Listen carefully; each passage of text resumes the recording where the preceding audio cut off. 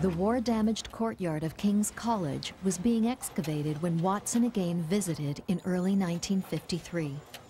He hoped that the news about Pauling would bring the two English groups together.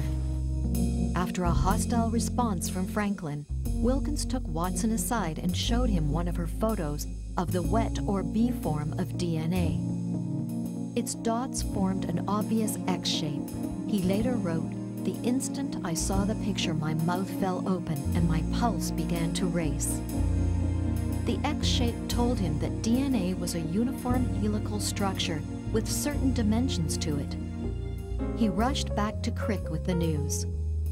Through another bit of luck, some other data of hers fell into their hands, again without her knowledge. Together, this was enough to set them on the right track with a new model. This time they got the position of the backbones right, the basic double helix structure. But they were still stuck on how to fit the bases into it. One Saturday morning in February 1953, Watson was at his desk playing with cardboard cutouts of the four bases. He saw that identical bases could easily bond with each other, but the resulting pairs were still either too big or too small. Suddenly he realized that A could just as easily bond with T, and G could bond with C, and that no other such pairings were possible.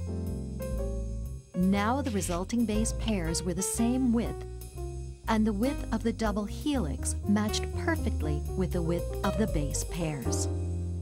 You needed that fundamental idea to make sense of things. So once you saw that, then of course it all fell into place. We went from nothing to everything in, that Saturday morning on February 28, 1953. That was, you could say, a eureka moment. When Crick arrived later that morning, he was greeted by a jubilant Watson.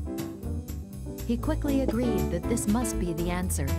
Chargaff's rules now made sense. If A always paired with T, they would have to be present in equal amounts. Similarly, the amount of G would have to equal that of C. Crick also realized that the two backbones must run in opposite directions. They celebrated over lunch at the Eagle Pub, where Crick announced to everyone within earshot that they had found the secret of life. They continued with their model building, this time fitting the new base pairs into the middle of their double helix. With a bit of adjustment, they found that all the parts now fit perfectly. The two backbones were held together by the base pairs, A joined to T and C joined to G.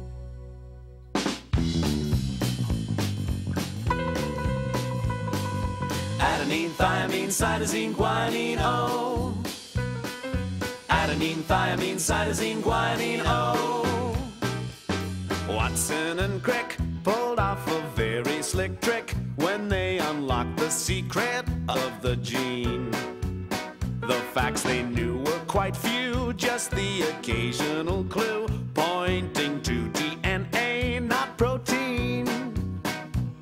But what was its configuration? How did it store information and allow for duplication with only 4 nucleotides? Only 4 nucleotides. How to fit together must be where the secret hides. Adenine, thymine, cytosine, guanine, O. Then using new facts, learn when an X-ray diffracts, the pieces started to fall into places. They began to play with models that could display a way to form DNA by linking bases.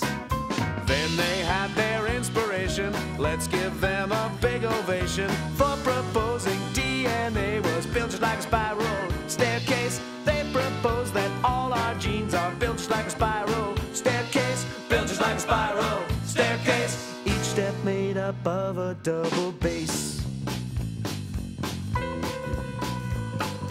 Adenine, thymine, cytosine, guanine, O. It's called a double helix.